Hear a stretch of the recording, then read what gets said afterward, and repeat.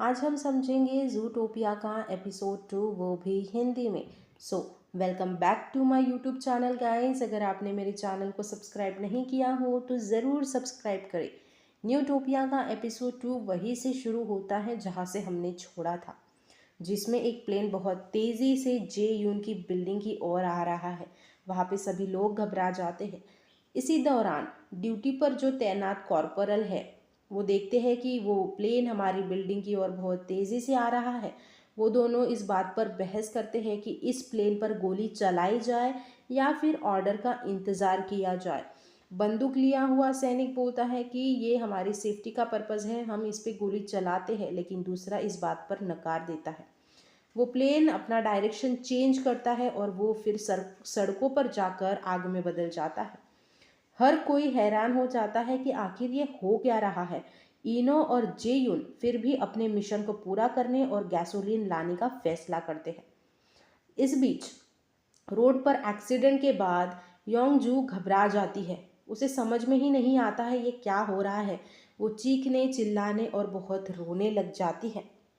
वही जब वो देखती है जिनवुक की ओर तो वो भी सदमे में चला जाता है। उसे भी बहुत शौक लगता है कि ये क्या हो रहा है। यहाँ पे योंगजू जब अपनी गर्दन की ओर हाथ लगाती है तो उसे महसूस होता है कि उस आदमी का आँख उसकी गर्दन पर आकर गिर गया है। वो उस आदमी की आँख को अपने हथेली पर रखती है और जिनवुक को दिखाती है। जिनवुक उसके हाथ पर हाथ मार देता है, जिसकी वजह से उस आदमी की आँख नीचे गिर जाती है। लेकिन यहाँ पे योंगजू उसकी आँख को एक बैग में रख लेती है और जब वो उस आदमी की ओर देखती है तो वो ज़िंदा रहता है। इसीलिए वो सोचती है कि इसे हॉस्पिटल ले जाया जाए और इसकी जान बचाई जाए। जब वो जिनवू की ओर देखती है तो वो बहुत सदमे में था, इसलिए उसे लगता है कि वो उसकी मदद नहीं कर सकता। इसलिए वो कार से बाहर निकल आती है और वो जहाँ पे बाकी सभी लोग खड़े थे वो उनसे मदद मांगती है कि जो ये आदमी है वो यहाँ पे ज़िंदा है, अगर हम इसे विंडशील्ड से बाहर निकालें और हॉस्पिटल ले जाए तो ये बच सकता है। यहाँ पे कोई उसकी मदद करने के लिए तैयार नहीं था। वहीं पे होटल में वापस आकर इनो और जेयून होटल की लिफ्ट में चढ़ते हैं। वहाँ पे उन दोनों को मैनेजर एरॉन पार्क की आवाज़ आती है। वो मैनेजर एरॉन पार्क से टकराते हैं। यहाँ पे वो मैनेजर पार्क उन दोनों को देखकर खुश नहीं होते हैं। वो कहते हैं कि जब से आप यहाँ पे आए हो तब से आपके लिए जो इमरजेंसी सीढ़ियाँ हैं आप उनका यूज़ न करके जो ये गेस्ट के लिए लिफ्ट है उसका ही ज़्यादा यूज़ करते हो। और आपको जब हमारे गेस्ट इस यूनिफॉर्म में देखेंगे तो क्या सोचेंगे, इसीलिए आप सीढ़ियों से जाया करें। उन तीनों की एक दूसरे से बहस हो जाती है। तो जब वो बहस करते हैं तो लिफ्ट वो अचानक रुक जाती है और पार्क मदद के लिए फिर रेडियो पर कॉल करता है। यहाँ पे वो दोनों बहुत घबरा जाते हैं, लेकिन कुछ ही मिनटों में लाइट और लिफ्ट ठीक हो जाती है। यहाँ पे वो 53 मंजिल पर उतर जाते हैं। वो वहाँ पे देखते हैं कि लोग इधर उधर भागते हुए दिख रहे हैं और दीवारों पर खून देखकर तीनों चौंक जाते हैं। वो तीनों लिफ्ट से बाहर झांकते हैं। वो देखते हैं कि ये हो क्या रहा है। उन तीनों को समझ में ही नहीं आता ये क्या हो रहा है, सब क्यों भाग रहे हैं। वहीं पे फिर एक घायल आदमी उस लिफ्ट में आ जाता है और वो मदद की पुकार करता है। इसीलिए पार्क इमरजेंसी कॉल करता है हॉस्पिटल में। इस बीच योंगजू सभी से मदद मांगती है, लेकिन कोई भी उसकी मदद करने के लिए तैयार नहीं होता है।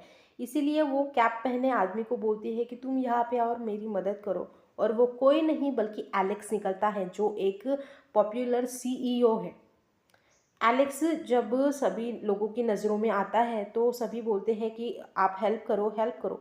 इसीलिए एलेक्स योंगजू की मदद करने के लिए रेडी होता है। सभी लोग उसकी और योंगजू की फ़ोटोज़ साथ में क्लिक करते हैं। यहाँ पे एलेक्स योंगजू को बोलता है कि तुम उसके पैर पकड़ो और मैं इसे पीठ से नीचे ढकेल लेता हूँ। वो दोनों बहुत कोशिश करते हैं और फिर थोड़ी ही देर बाद वो उस आदमी को बाहर निकालने में कामयाब हो जाते हैं। यहाँ पर एलेक्स उस आदमी को सीपीआर देता है, लेकिन गलती से एलेक्स उस आदमी की पसलियों को कुचल देता है और भीड़ उसके खिलाफ हो जाती है।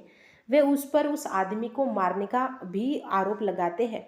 योंगजू जिनवुक को कार से बाहर निकालने की कोशिश करती है और देखती है कि उसने डर के मारे उसकी पैंट गीली हो गई है। एलेक्स भी जब जिनवुक के पास जाता है उसे बाहर निकालने के लिए, तब वो देखता है कि उसकी पैंट गीली हो गई है और वो उससे पूछता है कि शायद तुम बहुत ज़्यादा ही घबरा गए थे जिसकी वजह से ये सिचुएशन हो गई थी, तुम अंदर ही बैठे रहो। तभी योंगजू की नज़र जाती है कि वहाँ से बहुत बड़ा ट्रक हमारी ओर ही आ रहा है। तभी वो बहुत चीखती चिल्लाती है और एलेक्स भी उस ट्रक को देखता है। वो बहुत ज़ोरों से चिल्लाता है और जिनवुक को कार से बाहर आने के लिए बोलता है। यहाँ पे जिनवुक जब मिरर से देखता है तो उसे दिखता है कि बहुत तेज़ी से ट्रक आ रहा है, इसीलिए वो जल्द ही उस कार से बाहर कूद जाता है और वो ट्रक आकर उसकी कार को कुचल कर वहाँ पे एक्सीडेंट हो जाता है, लेकिन किसी को चोट नहीं लगती है। यहाँ पे होटल में इस बीच इनो, जेयून और असिस्टेंट पार्क लिफ्ट से बाहर निकलते हैं और एक ज़ॉम्बी के सामने आ जाते हैं। ज़ॉम्बी उनकी ओर ही चल रहा होता है। यहाँ पे इनो अपने पेट के बल पर फिसल भी जाता है। यहाँ पे हमें देखने को मिलता है कि ज़ॉम्बी का आधा शरीर पूरा कुचला हुआ है, लेकिन फिर भी वो उनकी ओर रेंगते रेंगते आ रहा है। यहाँ पे उन दोनों को फिर पार्क की आवाज़ सुनाई देती है जो आगे बढ़ रहा होता है। यहाँ पे फिर वो जब उस कमरे में जाते हैं तो वो देखते हैं कि पार्क के ऊपर एक महिला ज़ॉम्बी ने हमला कर दिया है। यहाँ पे इनो और जेयुन उसकी मदद करने के लिए दौड़ पड़ते हैं। यहाँ पे वो तीनों मिलकर उस ज़ॉम्बी से लड़ते हैं अपनी जान बचाने के लिए। यहाँ पे वो टेबल का सहारा लेते हैं, वो टेबल को उस ज़ॉम्बी की ओर बहुत ज़ोरों से खींचते हैं, लेकिन वो ज़ॉम्बी की ताकत उनसे बहुत ज़्यादा है। यहाँ पे इनो ज़ॉम्बी को जलाने के लिए एक शराब का इस्तेमाल करने की आइडिया लेकर आता है और यहाँ पे वो काम भी करता है। वो लाइटर से आग जलाता है। वहाँ पे शराब लेकर जेयुन ज़ॉम्बी की ओर दौड़ने लग जाता है। इनो के हाथ से वो आग को लेता है और उस ज़ॉम्बी की ओर वो फेंक देता है, जिसकी वजह से वो ज़ॉम्बी जलकर राख हो जाता है। ठीक है, वहीं पे असिस्टेंट पार्क को एक कॉल आ जाता है कि पूरे बिल्डिंग में ज़ॉम्बीज़ का हमला हो गया है, तो आप कहाँ हैं। ठीक है, तो वो उन दोनों को ये वार्निंग देते हैं कि तुम भी अपने बेस के यूनिट पर वापस चले जाओ, वही तुम्हारे लिए सेफ़ होगा, और मैं भी, ये मेरी होटल है इसलिए मेरी जिम्मेदारी है कि मैं अपने गेस्ट का ख्याल रखूं। पार्क बोलते हैं कि अब हमें तीनों को यहाँ से अलग अलग रास्ते पर जाना होगा। ठीक है, यहाँ पे वो एक दूसरे की इस बात से एग्री करते हैं और वो तीनों यहाँ से अलग हो जाते हैं। वहीं पे यहाँ उस ट्रक की वजह से यहाँ पे रोड पर बहुत बड़ा एक्सीडेंट हो जाता है। यहाँ पे योंगजू बहुत रोने लग जाती है, वह बहुत घबराती है। यहाँ पे एलेक्स योंगजू को बोलते हैं कि तुम यहाँ से जल्द भागो। यहाँ पे वो जिनवुक को भी संभालता है कि चलो यहाँ से भागो। जिनवुक के पीछे एक ज़ॉम्बी लग जाता है, इसीलिए वो दूसरे डायरेक्शन में भागने लग जाता है। वहीं पे एक दूसरा ज़ॉम्बी भी है जो योंगजू के पीछे क्रॉल करते हुए, मतलब रेंगते हुए उसकी ओर दौड़ने लग जाता है। योंगजू ये देखकर बहुत घबराती है और वो बहुत तेज़ी से भागने लग जाती है। वो दूसरे डायरेक्शन की ओर भाग जाती है। मतलब यहाँ पे एलेक्स, जिनवॉक और योंगजू तीनों अलग अलग रास्ते पर भागते हैं। यहाँ पे योंगजू को एक सलोन वाली लेडी पुकारती है कि तुम यहाँ आ जाओ। वो वहाँ सैलून के अंदर चली जाती है। वो दोनों अपने उस डोर को अच्छे से लॉक कर देते हैं। यहाँ पे जिनवुक भागते भागते बहुत थक जाता है। वो योंगजू को आवाज़ भी दे रहा होता है। तभी वो आसपास देखता है, तब उसे दिख जाती है एक कपड़ों की दुकान। यहाँ पे वो बोलता है कि मैं अपने कपड़े चेंज कर लेता हूँ, क्योंकि उसकी पैंट तो गीली हो गई थी डर की वजह से, इसीलिए वो उन कपड़ों की दुकानों में चला जाता है। वो वहाँ पे कंफर्टेबल कपड़े पहन लेता है। जिनवुक फिर उस दुकान से बाहर निकलता है, लेकिन वहाँ कपड़ों के ढेर के अंदर उस दुकान का मालिक रहता है जो उस जिनवुक का पीछा करता है, क्योंकि उसने बिना पैसे दिए वो कपड़े लेकर जाता है। ठीक है, वो देखता है कि वो बहुत अमीर घर से है, क्योंकि उसकी घड़ी भी महंगी थी, इसलिए वो उसका पीछा करने लग जाता है। यहाँ पे मिलिट्री बेस यूनिट में सभी सोल्जर्स न्यूज़ को देख रहे होते हैं। वहाँ पे इमरजेंसी की घोषणा अनाउंसमेंट हो जाती है वही और मार्शल लॉ को भी अनाउंस होने के बाद वो सभी खुद को तैयार करते हैं। उन सभी को 5 मिनट के लिए स्टैंड बाय पर रहने के लिए कहा जाता है। सार्जेंट जॉन्ग को उन दो अन्य सर्जेंट की चिंता होने लगती है जो बाहर गए थे, और इनो और जेयुन जो गैसलीन लेने के मिशन पर थे उसकी भी बहुत चिंता होने लग जाती है। यहाँ पे जो बाकी सोल्जर्स हैं वो सभी अपने फैमिली के बारे में सोच रहे होते हैं, उनकी चिंता करने लग जाते हैं।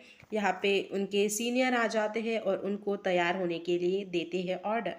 बहुत मुश्किलों से लड़ने के बाद इनो और जे यून अपने बेस पर पहुंच जाते हैं, लेकिन वो वहां देखते हैं कि उनके दरवाजे पर ताला लगा हुआ है। वो दोनों निराश हो जाते हैं।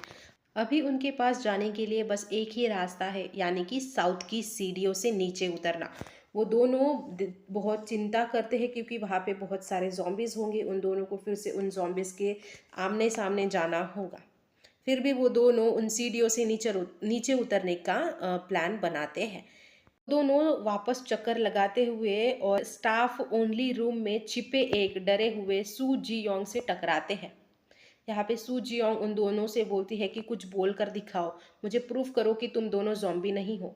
वो दोनों अपने अपने नाम, प्लेस, जगह का नाम लेते हैं और उसे यकीन होता है कि ये दोनों जॉम्बी नहीं है। वहीं पे यहाँ योंगजू को उसके मॉम का फ़ोन आता है। सबसे पहले उसकी मॉम उस पर बहुत नाराज़ होती है कि योंगजू जेयुन से मिलने के लिए गंगनाम में क्यों गई है। हालांकि उसके बाद उसकी मॉम का मन बदल जाता है और वो योंगजू को बेस की ओर जाने के लिए कहती है, क्योंकि वह सबसे सेफ जगह है, क्योंकि उन लोगों के पास गन्स है, हथियार है, तुम वहीं पे बहुत सेफ रह सकती हो। वहीं पे योंगजू जेयुन को मैसेज भेजती है और वो बताती है कि वो अभी भी अपने रास्ते पर है, तुमसे मैं मिलने के लिए आ रही हूँ। यहाँ पे उसका कॉल नहीं लगता है, इसीलिए वो मैसेज छोड़ देती है उसके लिए और वो बोलती है कि मैं तुमसे मिलने के लिए आ रही हूँ। वो यहाँ पे जब वो मैसेज टाइप करती है वो बहुत रोती भी है। जैसे जैसे रात ढलती जाती है, जिन वूक योंगजू को ढूंढने की कोशिश करता है। योंगजू कर कर हर एक गली में चिल्लाता हुआ दौड़ता चला जाता है। स्टोर से निकलने के बाद से उसका पीछा करने वाला आदमी उस पर हमला करता है। ठीक है, हमला करने के बाद वो बेहोश हो जाता है। फिर वो उसका फ़ोन लेकर चला जाता है, उसका वॉलेट लेकर वहाँ से भाग जाता है। लेकिन वो उस पर हमला जहाँ हुआ था वो सलून के सामने ही हुआ रहता है, जहाँ पे योंगजू निकल आती है। वो उसे जगाती है, होश में लेकर आती है। यहाँ पे जिनवुक योंगजू को बोलता है कि सबसे सेफ जगह मतलब पुलिस स्टेशन है, इसलिए सबसे पहले हम पुलिस स्टेशन में चले जाते हैं मदद के लिए। स्टोरेज रूम में वापस आकर इनो सैनिटाइज़र और सफाई की सामानों को देखकर हथियार के रूप में इस्तेमाल करने के लिए प्लान बनाता है। वे बोतल बम तैयार करते हैं और रिसेप्शन डेस्क पर जो फ़ोन है वहाँ तक पहुँचने के लिए कोशिश करते हैं। लेकिन यहाँ पर ज़ॉम्बी का हमला हो जाता है उन पर। यहाँ पर जब ज़ॉम्बी का हमला होता है तो जे यून ज़ॉम्बी का चेहरा जलाने की कोशिश करता है, लेकिन ज़ॉम्बी जिंदा रहता है। इनो ज़ॉम्बी के आधे दिमाग को काटने के लिए अपना हथियार बाहर निकालता है और उसका आधा दिमाग काट देता है, जिसके वजह से वो ज़ॉम्बी वहाँ पे मर जाता है। वो अपने रास्ते पर आगे बढ़ने लग जाते हैं, जबकि ऊपर टेरेस पर इनो और जेयुन के जो सहकर्मी मतलब जो सोल्जर्स हैं वो सभी सोचते हैं कि वो दोनों की मौत हो गई है। इसलिए उनके सीनियर बोलते हैं कि अगर हमें रास्ते में उनकी बॉडी मिली तो हम उसकी बॉडी को ऊपर लेकर आएंगे। ठीक है, सभी उनकी बात से सहमत हो जाते हैं। इस बीच इनो, सू जियोंग और जे युन शेफ जंग को रसोई का जो कांच है, कांच का दरवाज़ा है, वो बंद करने के लिए बहुत कोशिश करते हुए देखा, ताकि जो zombies है वो कांच के दरवाजे से अंदर ना आ सके। यहाँ पर सू जियोंग और इनो दौड़ते हैं, उस कांच के दरवाजे को फोर्स लगाते हैं कि zombies अंदर ना आ सके। या एपिसोड फिर यही ख़त्म होता है। यहाँ पे जे यून कुछ सोचने की कोशिश करता है और जबकि कांच टूटने लग जाता है। अगर आपको ये वीडियो अच्छा लगा हो तो लाइक करना ना भूलें, अपने फ्रेंड्स के साथ इस वीडियो को ज़रूर शेयर करें। और हमारे चैनल को भी सब्सक्राइब ज़रूर करें ताकि हमारे आने वाले वीडियोज़ आप तक जल्द ही पहुंच जाए। तब तक के लिए take care and good bye.